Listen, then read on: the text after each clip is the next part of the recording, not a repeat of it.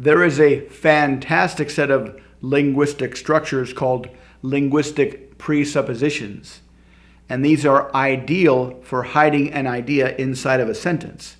So you can take the idea and slide it into somebody else's brain without the idea being questioned. For example, let's say I said, I have a cat. That idea is not really presupposed. It's very easy for you to say you don't have a cat. It's very easy for you mentally, from a mental energy standpoint, to question the idea of whether or not I have a cat. But suppose I said, my cat is blue. Now it's a little bit more complicated. It takes a little bit more energy to say, wait, you don't have a cat. Suppose I said, my blue cat can play the piano.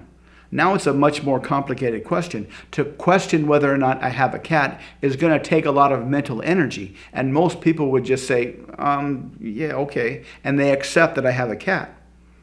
Now, why would you want to do this? Why do people use linguistic presuppositions? And most people that do use linguistic presuppositions, they use them unconsciously, without thinking. Why do people want to hide their ideas in a sentence and get the idea accepted by others? This is usually done when people have an opinion that they would like to be believed as objective and not just an opinion. We don't really like the idea that our opinions are just as valid as other people's opinions. We like our opinions to be right and their opinions to be wrong.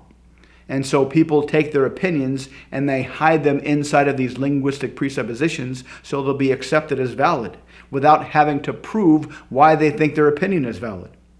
And one of the most common ways to do this is with a front-loaded tag question.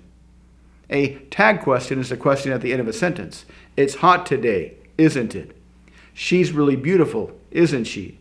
That kangaroo can jump really high, can't it? And a front-loaded tag question is just tag question at the beginning of a sentence. So if you want to get an idea out there without it being questioned, you use a front-loaded tag question with the word but. And usually something like, isn't it true? But isn't it true that X equals Y?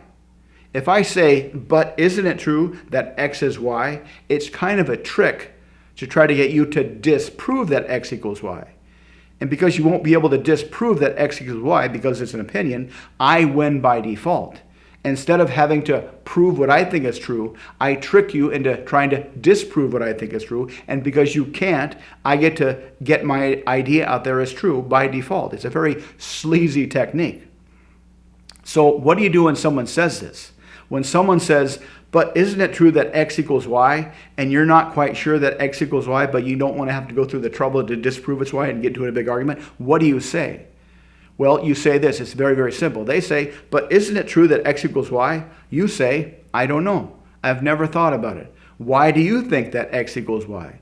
And you hit the ball back in their court. Now they're back to square one. Their opinion is out there in the open, and you're asking them to demonstrate why they think their opinion is true. And it's a very, very easy way to not get ideas in your head that you don't want. But isn't it true that X equals Y? I don't know. I've never thought about it. Why do you think that X equals Y? Why don't you convince me why you think X equals Y? And they won't be able to.